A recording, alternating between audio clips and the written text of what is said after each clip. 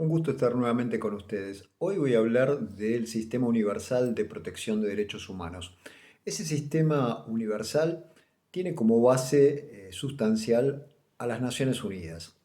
Las Naciones Unidas es ese organismo internacional que empieza a ser diseñado durante la Segunda Guerra Mundial, principalmente a través de un instrumento que fue la Carta del Atlántico, donde aquellos países que ya observaban la posibilidad de vencer durante la Segunda Guerra Mundial, a pesar de ser posiblemente 1942 el epicentro de la mayor expansión nazi, pero lo cierto es que ya Estados Unidos, el Reino Unido de Gran Bretaña y la Unión Soviética empezaron a entablar conversaciones pensando cómo sería el mundo después de una derrota del eje en ese periodo bélico. Y luego en las conferencias de Yalta y de Potsdam, donde se dice que se dividió el mundo posguerra, nuevamente esas potencias se vuelven a encontrar pensando de qué forma se estructuraría un nuevo sistema internacional. Y las Naciones Unidas son la creación resultante de eso, se constituyen en el año 1945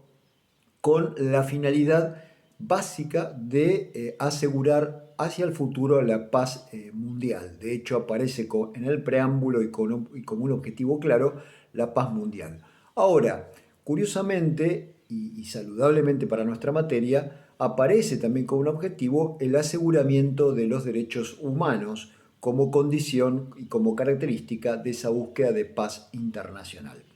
¿Cómo se visualiza esa cuestión? Bueno, a través de una estructuración de Naciones Unidas en base a ciertos órganos que al día de hoy perduran y que son los que hacen funcionar a Naciones Unidas. En primer lugar, tenemos una asamblea constituida por todos los estados admitidos mundialmente, es decir, representa a todos los estados actualmente existentes, con alguna excepción en donde no hay reconocimiento de ese estado como tal, como ocurre particularmente con Taiwán, que aparece como un miembro observador, pero no como un estado pleno dentro del cuerpo de Naciones Unidas, básicamente por la oposición de China a su incorporación.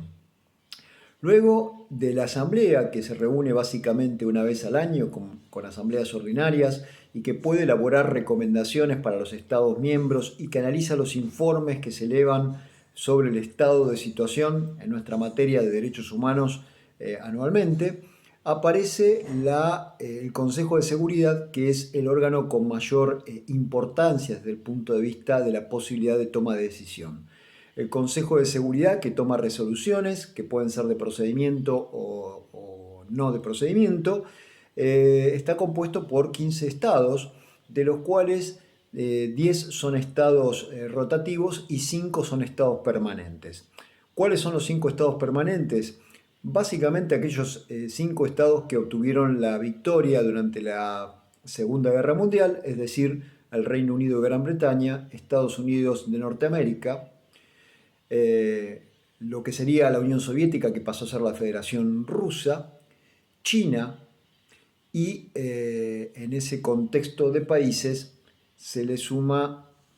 Francia, un país que en ese momento estaba ocupado, que tuvo una ocupación nazi y un gobierno títere, pero que sin embargo en el reconocimiento a la resistencia francesa encabezada por Charles de Gaulle obtiene un sitio en esas Naciones Unidas, en el Consejo de Seguridad. ¿Cuál es la importancia de esos miembros permanentes? Bueno, que las resoluciones de trascendencia, por ejemplo en el uso coactivo de la fuerza contra un Estado que quiebre la paz mundial,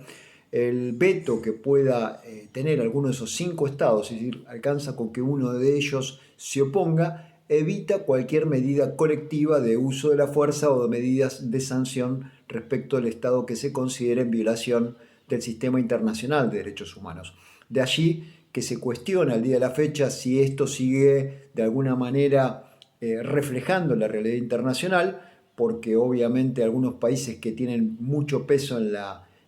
vida internacional, como ocurre con Alemania, que es motor europeo hoy día, o Japón, están excluidos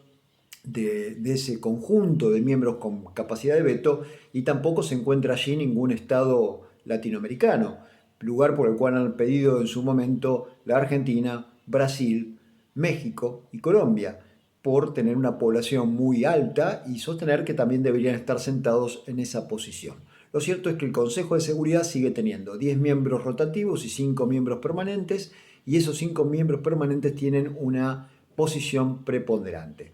Dentro de esos órganos aparece el ECOSOC, que es el Consejo Económico, Social y Cultural, un órgano creado con la finalidad de complementar la tarea en materia de derechos humanos, con facultades de analizar la evolución en materia económica y social del mundo, pero que en nuestro ámbito en particular tuvo un rol muy importante en la constitución del sistema internacional de derechos humanos.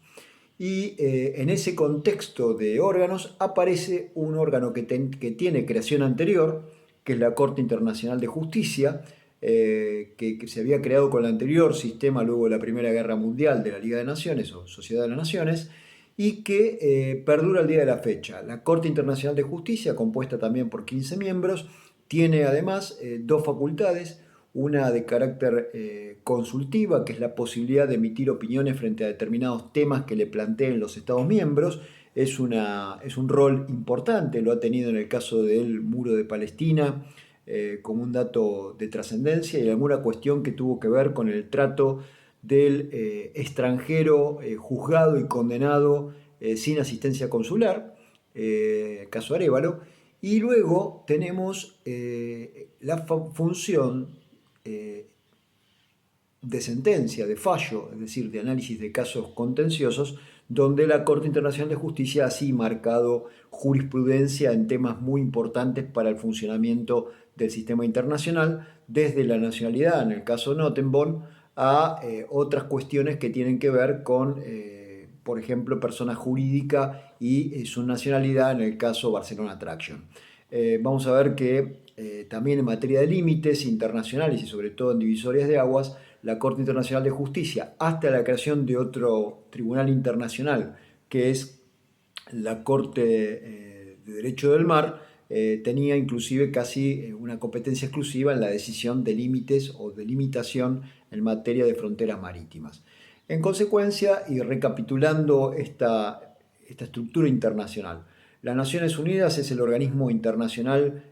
trascendente. Esas Naciones Unidas está compuesta por todos los Estados miembros reconocidos como tales. Tiene una asamblea que representa a todos ellos con un voto igualitario, es decir, que lo mismo vale el voto de un pequeño país o de las potencias o de los más de 1.500 millones de habitantes de China o los 1.100 de India, es decir, todos tienen igual peso, es un voto. Sí se diferencia en el Consejo de Seguridad, donde esos 15 miembros tienen 5 con poder de veto. Luego en la Corte Internacional de Justicia la representación de cada juez es a título individual, no por país, más allá de que tiene un efecto después sobre el procedimiento que veremos.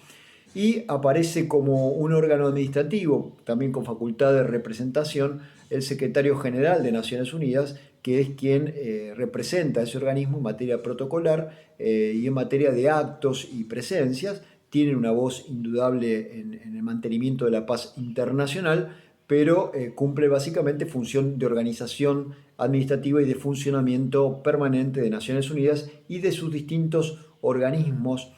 vinculados, como son en materias específicas la UNICEF o la OIT o la organización que tiene que ver con el alimento a nivel internacional. Con esto resumo entonces este capítulo orgánico respecto al funcionamiento y a la existencia de Naciones Unidas.